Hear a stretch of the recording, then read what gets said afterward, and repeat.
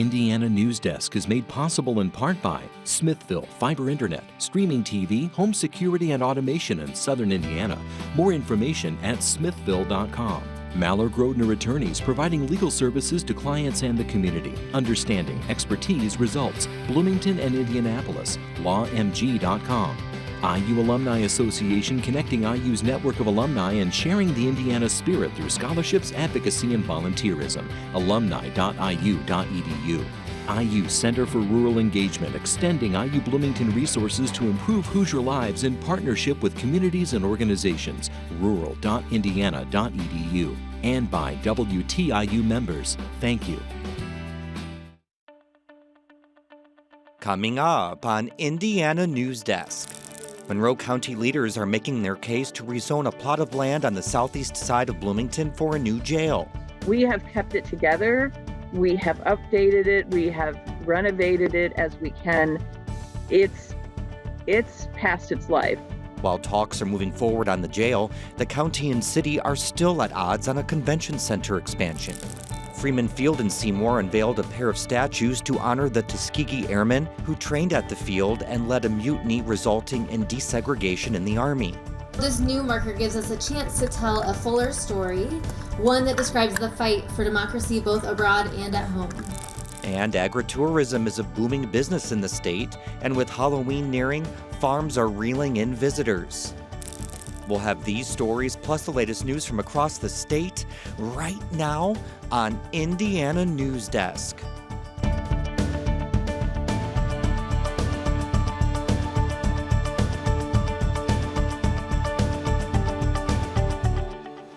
Welcome to Indiana Newsdesk. I'm Joe Wren.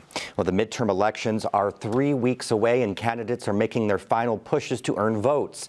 This week, 2 of the 3 candidates for Indiana Secretary of State debated in Indianapolis. Indiana Public Broadcasting's Brandon Smith has this report. Monday night's debate between 2 of Indiana's candidates for Secretary of State highlighted that Democrat Destiny Wells and Libertarian Jeff Moore agree on a lot. But there's also a sharp divide between the two over the safety and security of Indiana's elections. Moore repeatedly advocated for post-election audits in all 92 counties. Indiana currently does them in 10. He says such audits will help dispel things like the so-called big lie that the 2020 election was rigged.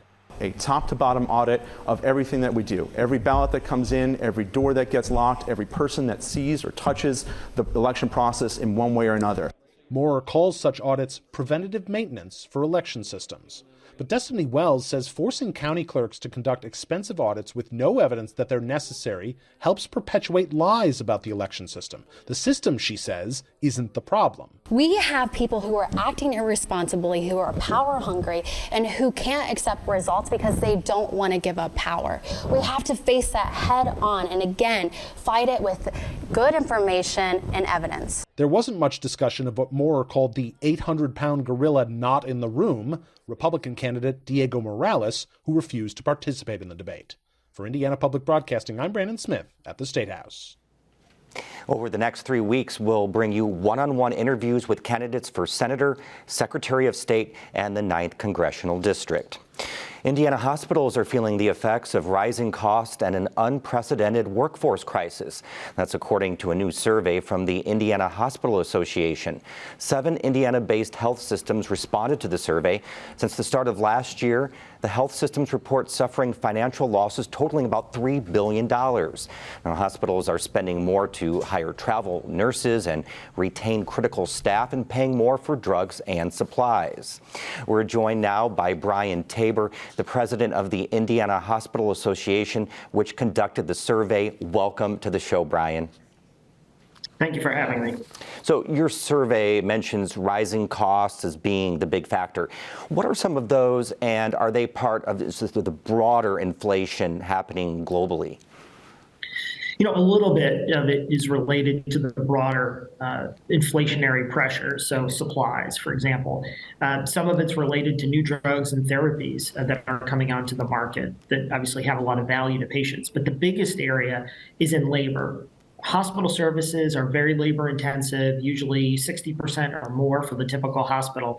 And it's really the incredible shortage of highly trained healthcare workers that's driving an incredibly unprecedented level of labor cost increases. So what kind of effect will rising costs have on hospitals? They've been dealing with a pandemic for 3 years. Well, it presents some difficult choices. Government payments are relatively flat. We're being very mindful of affordability concerns when it comes to any costs that might be passed along. But this is a difficult environment, and I think it does present some hospitals with difficult choices about, perhaps reducing certain services, and hopefully not much more than that. But it's gonna make some tough decisions for sure. Are you concerned about some hospitals being forced to close their doors, especially smaller, maybe rural hospitals? I am, and I don't know that it would only be potentially limited to smaller hospitals. We haven't had a hospital closure in Indiana before recently until it was 2019 was the last one. But this is a much more difficult environment. Also, I was in Ohio earlier this week, and they're really feeling the effects of these current pressures on hospitals. We saw Ohio hospitals have reduced jobs by about 2,000 just over the last couple of months, and we've seen 3 hospitals close, one of those in the Cleveland area. So I hope that's not a sign of things to come here, but there are warning signs around the country. And, you think, what would that mean for patient health care? If all of a sudden the nearest hospital is, a half hour away, I mean, you're talking, that's not good.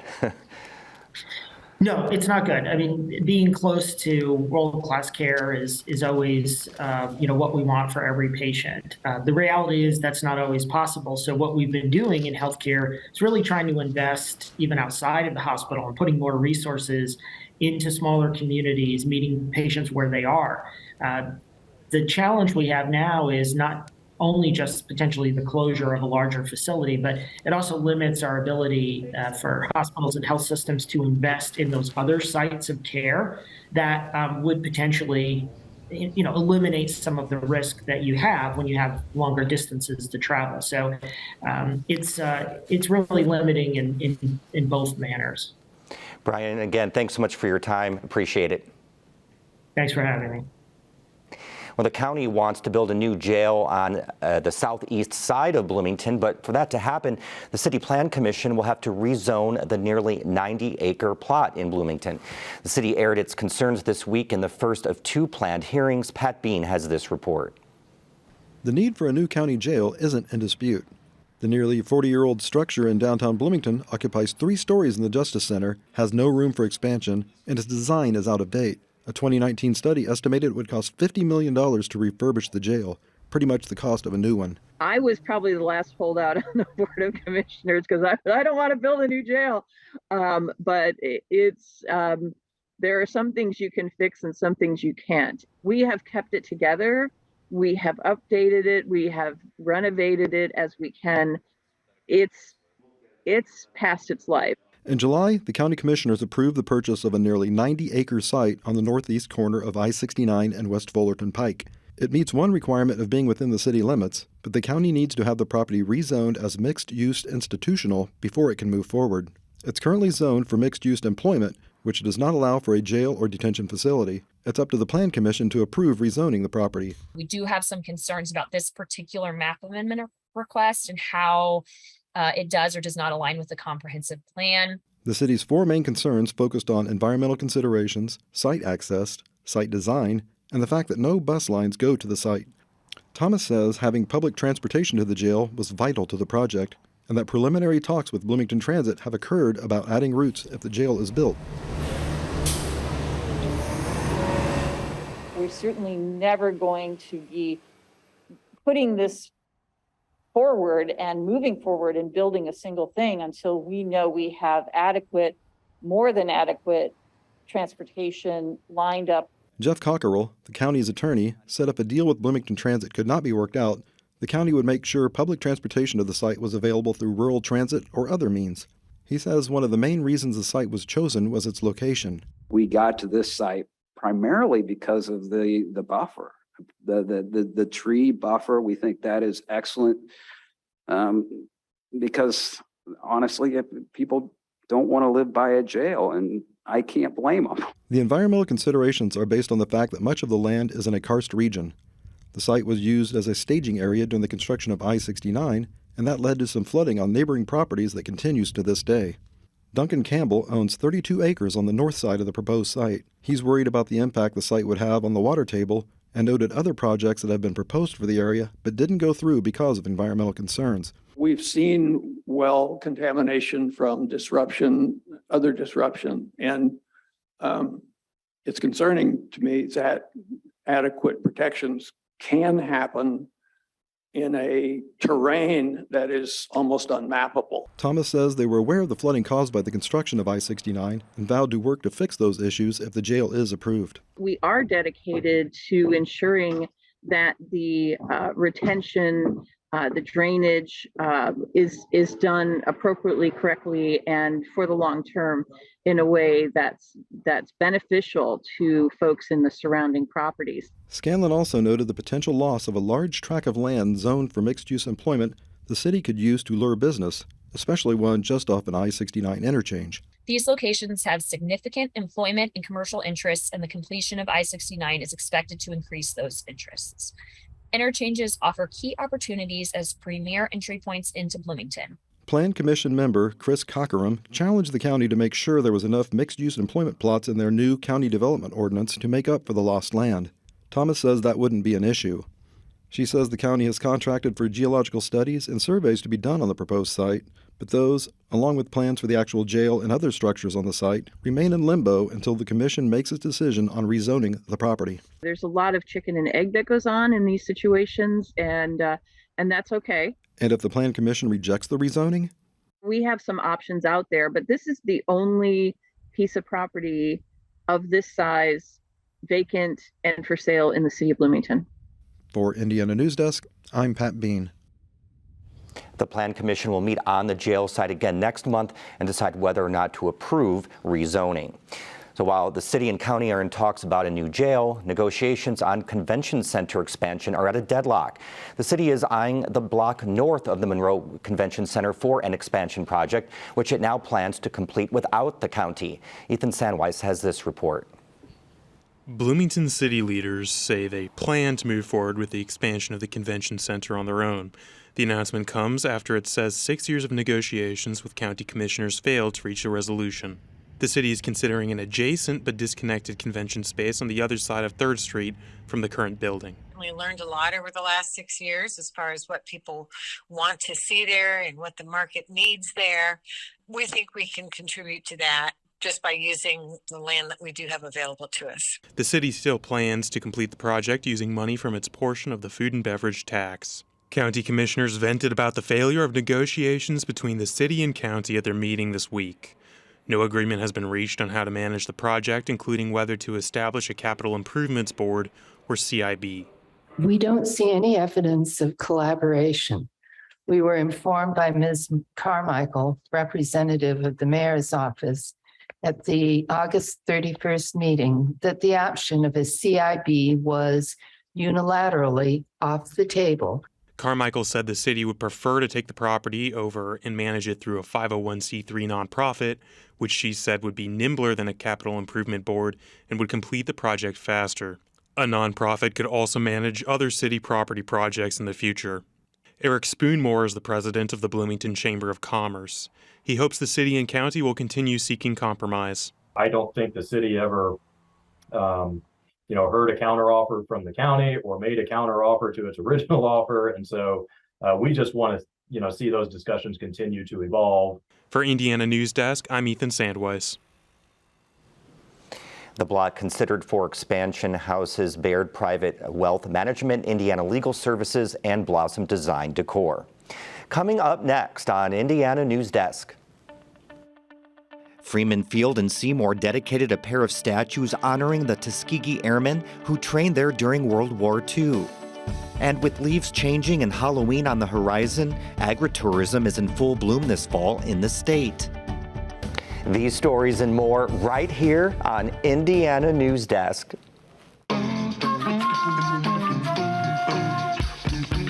Life is is full of choices. And right now, your favorite member benefit, Passport, is offering more choices for you to stream. Welcome to the club. It's a beautiful thing with cooking. I gotta let it cook, but I keep wanting to smell it. Travel. And here we are. Documentaries. I realized I could change the world. And so much more. The choice is yours with Passport on the PBS Video app. Public television's mission is to create a more informed and engaged public with inspiring programs, compelling stories, and trustworthy news. And we can't do it without a team of professional journalists, media specialists, engineers, and administrators making it happen both on the air and behind the scenes. Want to work for WTIU? Find the latest job postings on our website. Details at WTIU.org/jobs. Welcome back to Indiana Newsdesk. We're joined now by Callie Lichter for the latest headlines from the area. Hi, Callie. Hi, Joe.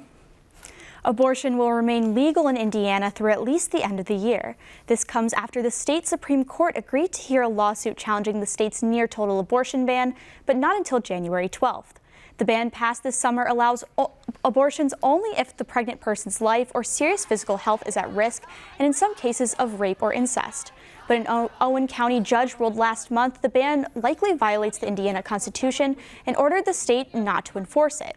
Attorney General Todd Rokita appealed that decision directly to the Supreme Court.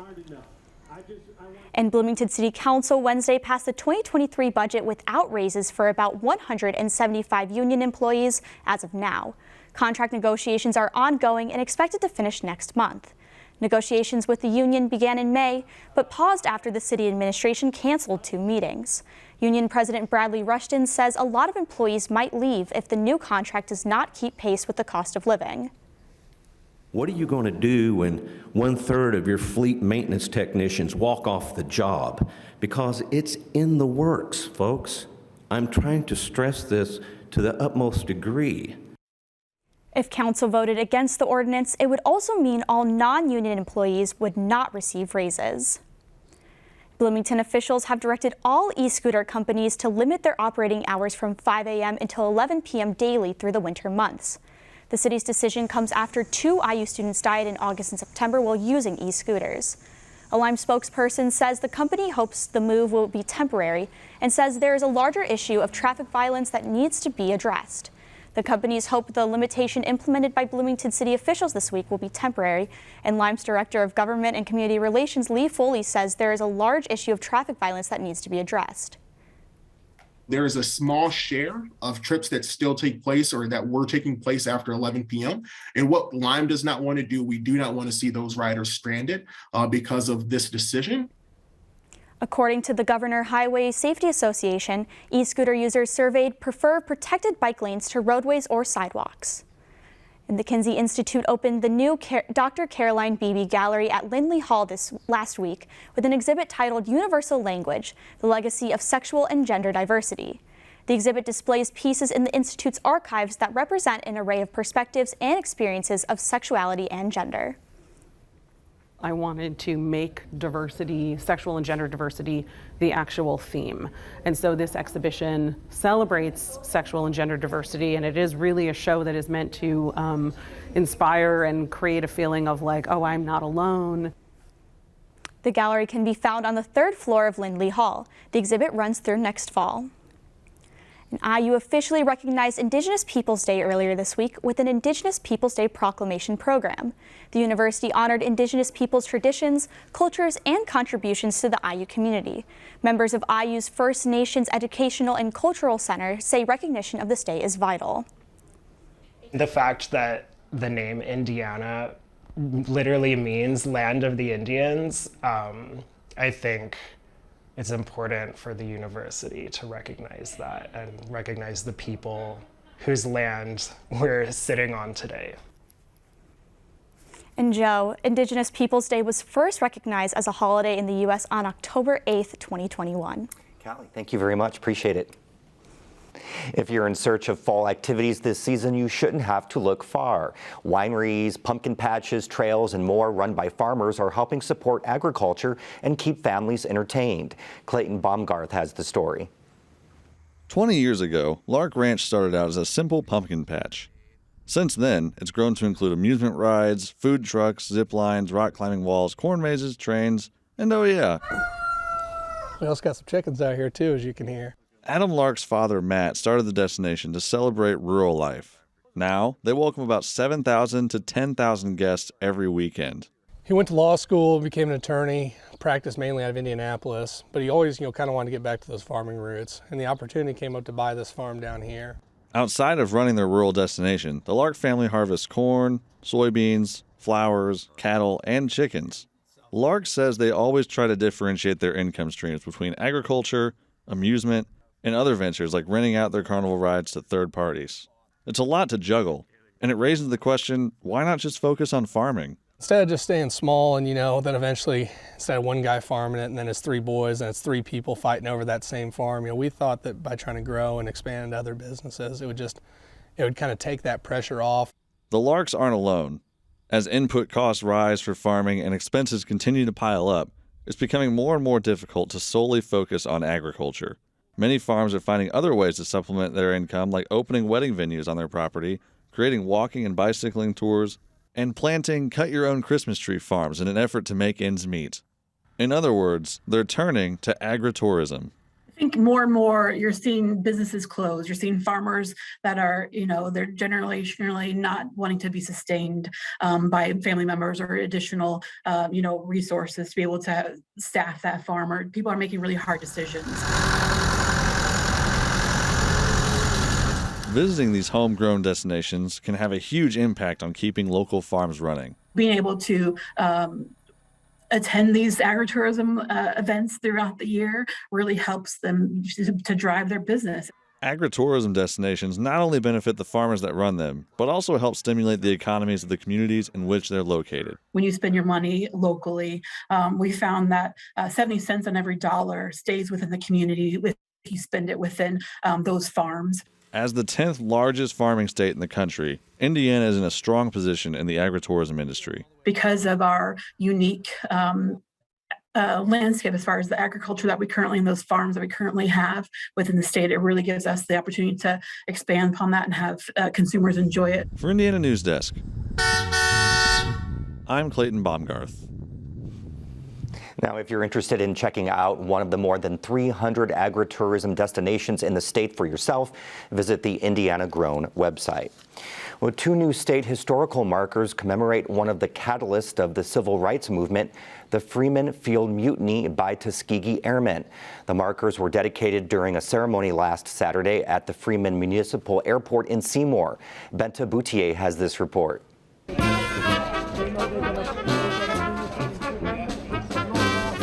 The 2 new life-size statues of Tuskegee Airmen honor African-American military pilots who fought during World War II and helped spearhead the civil rights movement with their mutiny. And so this new marker gives us a chance to tell a fuller story, one that describes the fight for democracy both abroad and at home. We firmly believe that well-founded revision is not a bad thing when it comes to history, and it only enhances our understanding of it. In 1945, 162 black officers training at the airfield in Seymour were arrested for attempting to integrate an all-white officers' club. The incident, known as the Freeman Field Mutiny, led some officers to being court-martialed. But the incident was thrust into the national spotlight, thanks to Sergeant Harold Bouillet, who ran the photo lab at Freeman Field. Bouillet covertly snapped a photo of the arrest and sent it to the Pittsburgh Courier, a leading black newspaper, which published the photo. His grandson, Brian Patrick Avery, was on hand Saturday for the ceremony. These statues and the men who stood out on the flight line and my grandfather represent the greatest of patriotism in our country. And it's important that we remember these men were patriots. You can love your country and want it to be better. You can love your country and work for it to be better, and you can still be a patriot. Historians cite the Freeman Field Mutiny as one of the main reasons the Army was desegregated in 1948. But it wasn't until 1995 that the Air Force absolved the officers arrested at Freeman Field of their actions. Things that grow us as a city, help us remember our history, but then turn around also and help us look towards the future. That is of utmost importance to remember how we move forward as well.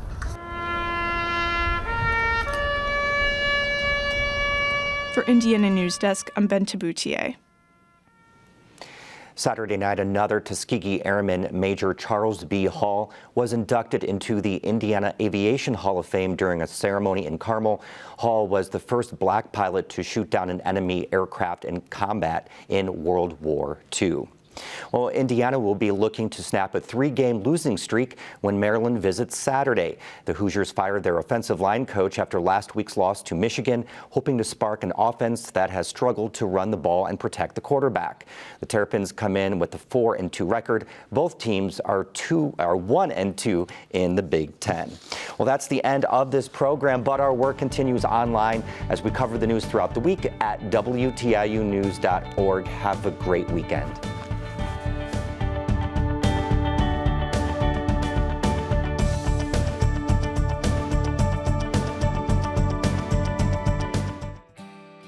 Indiana Newsdesk is made possible in part by Smithville Fiber Internet, streaming TV, home security and automation in Southern Indiana. More information at smithville.com. Mallor Grodner Attorneys providing legal services to clients and the community. Understanding, expertise, results. Bloomington and Indianapolis. LawMG.com. IU Alumni Association connecting IU's network of alumni and sharing the Indiana spirit through scholarships, advocacy, and volunteerism. Alumni.iu.edu. IU Center for Rural Engagement extending IU Bloomington resources to improve Hoosier lives in partnership with communities and organizations. Rural.indiana.edu. And by WTIU members. Thank you.